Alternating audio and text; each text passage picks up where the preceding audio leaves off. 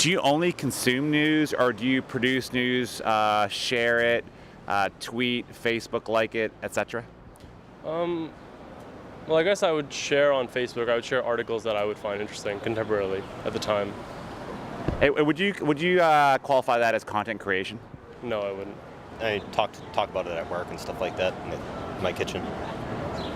I tend to not do as much tweeting. Facebook, occasionally I'll post something. Mostly I'll just send an email to somebody or an IM being like, hey, read this link. It's important because that's what news is, right? People, as I said, it's recent events. So whatever we read is whatever events get shared the most. So yes, I think news, I do produce news myself, yes. Yeah, I usually read news online. Even if that's the TV channel, that must be the channel of the TV. I also share it online in my blog. Yeah, absolutely. If it's something really interesting, I might share it. Especially if it's something I feel like people need to see. I just consume news. I guess we kind of all like to think of ourselves as some sort of news creators and publishers. If I care about something, I try to frame my perspective of it and share it with people who respect my opinion in any way. And even if they don't, I try to share it in a way that's honest and, share my experience. I don't think I create news any more than I used to. I tell people about what I'm doing a lot more than I used to. Whether that has changed the definition of news, I have no idea. I think there's a danger of confusing the media and the message in a sense. I don't think I create news any more than I used to, but I do tell people about what I'm doing all the time. If I was a news producer, what I would create is a fairer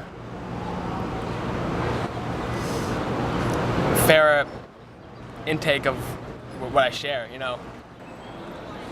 That's so general. What would I create? Are you asking me about what kind of content I would create? What I would write? Yeah, either one would be fine. Either one would be fine. I would put more black people on the news. Try and talk about, I guess, politics in a very, it'd be fun trying to be very sensationalist and go from a very Republican side and a very Democratic side. That'd be very interesting for me. I would, anything serious happens,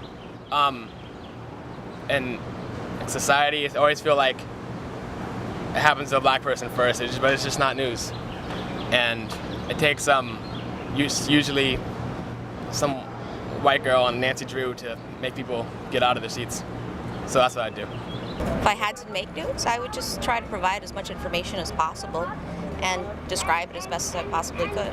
Well, I'd actually just go back to probably old school news reporting and have people be honest and not like yelling and screaming at each other during news broadcasts. I would, if I had the choice, I think editorials are very important. Opinions, columns, things of that sort. I would try to create genuine, informed, highbrow debate, because I think that's missing.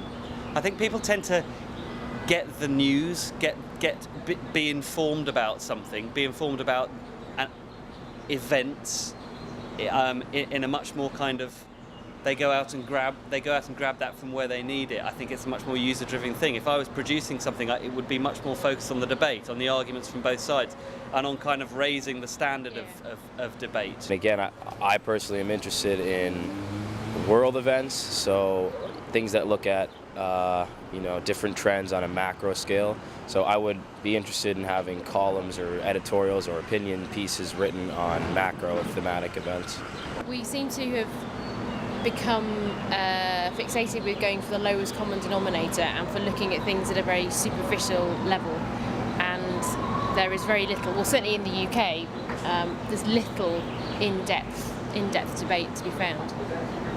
It's probably more there than anywhere else, but it's not enough. It's not good enough.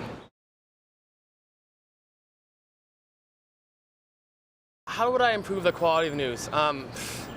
I think it's like in America the word socialism is so demonized, but capitalism has kind of failed in the sense where, you know, I agree with you. You should, if you work hard for something, you should be able to keep it. That's the way. I agree with that. That makes sense. But I don't think that's the way things have gone. I think it's just been privilege handed down to privilege, and the idea of capitalism is just an excuse for keeping that privilege. More news sources, less large news sources would be great, actually. Less large sources owned by multinationals would be great, actually. And I think that the system has kind of failed, especially in the news, because capitalism's promise was people's best product is the one that wins over. You know, the product that people want to see the most, and that's not what news is. I think that getting more sources, sometimes I think that they put something out there very quickly, so you get like sort of a snippet, but then it's half wrong. So if people just waited a little bit longer or asked more people, I think that would increase the quality, and also get more references. Like, we found this from XYZ, and we asked this person from XYZ, and we backed it up with this. Well, maybe it is now because people want to see crap, but it doesn't tell the truth. And I think to improve it, you have to take the same people who monetarily cripple the economy. Monetarily, because it's redundant, but people whose money is their first intention instead of actually sharing the news. Less debates and arguments over what's going on. Opinionated news, I mean, it's just not, it doesn't do anybody any good. I think, Get rid of 24-hour news. There's this constant, absolutely. with 24-hour news, what's happened is that they have to constantly fill, so they have to fill the gaps before the next news story comes in, and so they end up repeating and speculating, and there's a lot of rubbish that comes out, whereas if the things were streamlined... It's just, there's so many different outlets for media and news. I mean, it's a 24-hour a day thing that's there. Perhaps not to go back to how it was 15 years ago with one news bulletin a day, but if things were slightly more streamlined, I think there would be, this more in-depth ability would be possible. But yeah, 24-hour news is a lot. I guess because they have to fill the time, they harp on news stories that maybe aren't even necessarily news, or they just create something that's not even there. I think maybe if it was just more streamlined and less, maybe cut it from 24 to 15 hours a day or something like that, that might be more productive. I think that's right. The irony is that in creating a complete wall-to-wall channel for news, actually what that's resulted in is superficiality. It's resulted in desperate news producers trying to fill airtime. I think it's important to keep news non-biased. And actually what's really missing is to focus in on a small number of issues in a controlled way and really dive deep into them. Of course, there's a lot of editorial judgment in that because, you know, what are the issues and how are we going to approach them? But I think that's what's missing, is that real depth and the sense of just stepping back, breathing, taking the time and then producing. Although I did say columns and editorials are interesting to read, if we're talking about big news sources that provide information to a wide range of people, it's important that that information is not skewed or presented with certain language in a certain way to send a specific type of message.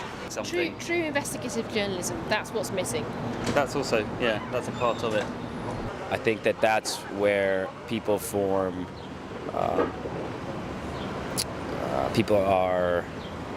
they form ignorant thoughts, I guess is the best word. You know, the information they're being provided is skewed, and based on that skewed information, they produce their own biases, which are generally wrong because, again, the way it was presented is inherently biased.